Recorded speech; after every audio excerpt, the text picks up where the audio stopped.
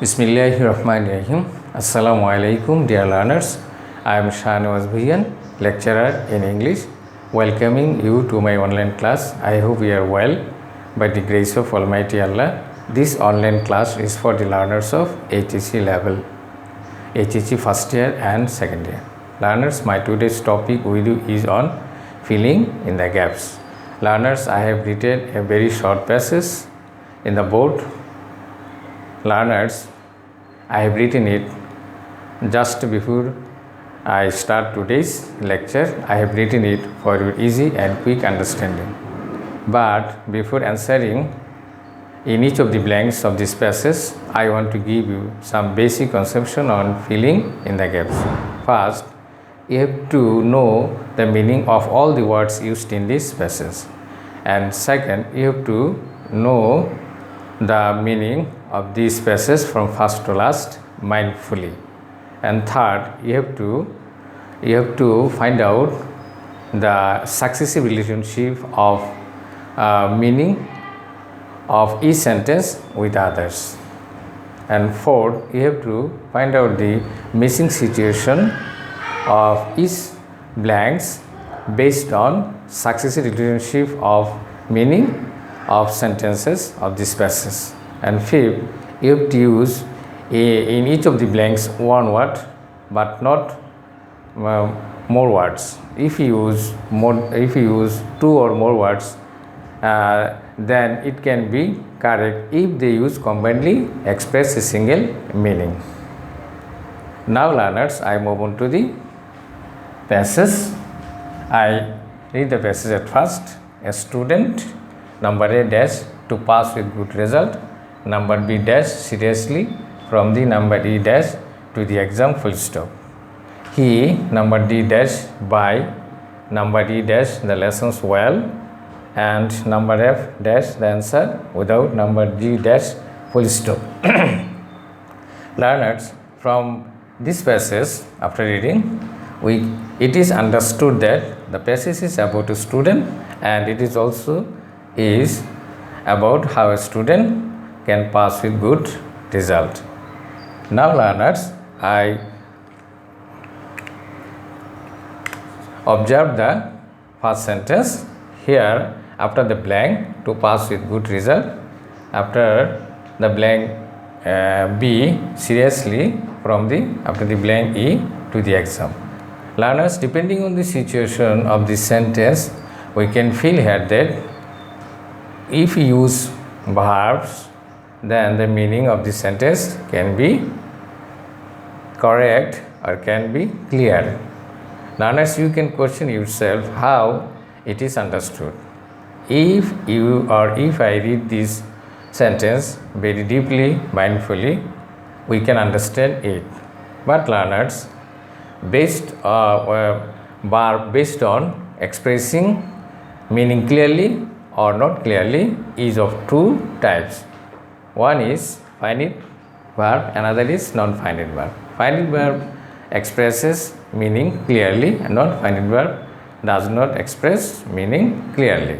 So learners, based on this situation and also based on the situation of this sentence, we can feel here that for the blank A, we have to use a participle, because this situation tells that here the work is not being completed, it is continuing situation.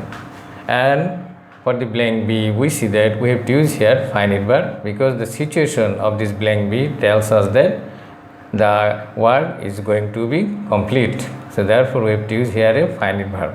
And for the blank E, we have to use here gerund, because we see from is a preposition. So after every preposition, gerund can be used.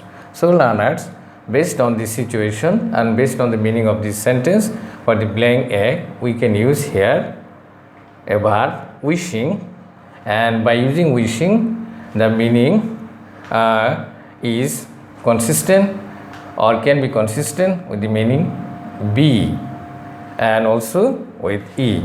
So therefore, for the blank A, the answer is a wishing.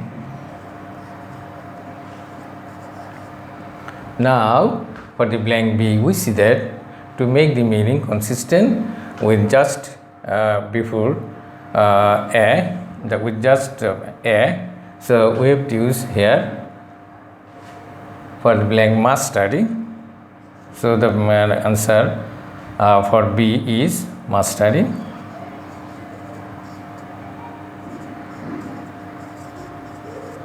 And E, we have to use here beginning. If you use beginning as jiran, the answer is clear and it is consistent with other two answers, and therefore for the blank E, the proper answer is beginning.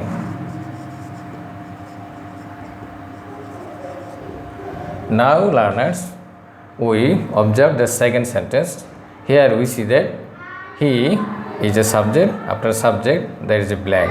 So learners, from this situation we can feel that after every subject when there is blank, in that blank a finite verb can be used.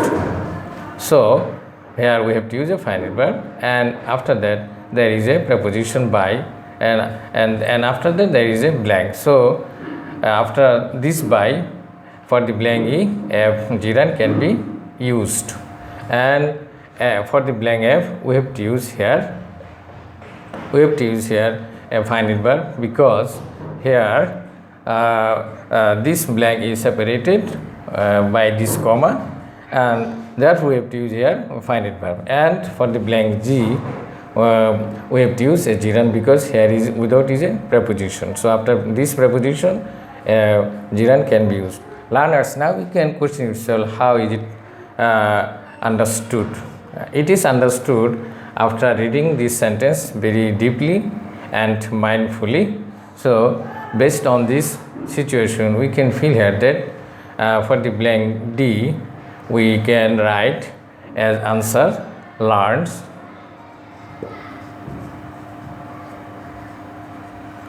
and for the blank E, we can write understanding,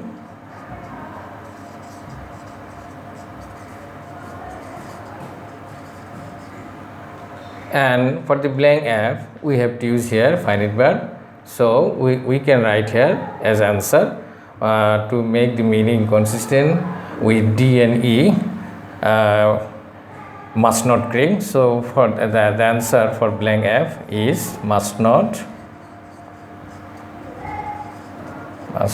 claim, and for the blank G, we can write here understanding, because if you use understanding, the meaning of this sentence becomes clear, and the meaning of this sentence is consistent with the meaning of the other sentence. So the proper answer for G, is understanding.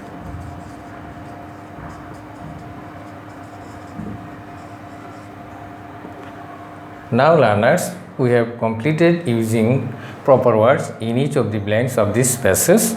Learners, from today's lecture you have learned many important things on filling in the gaps.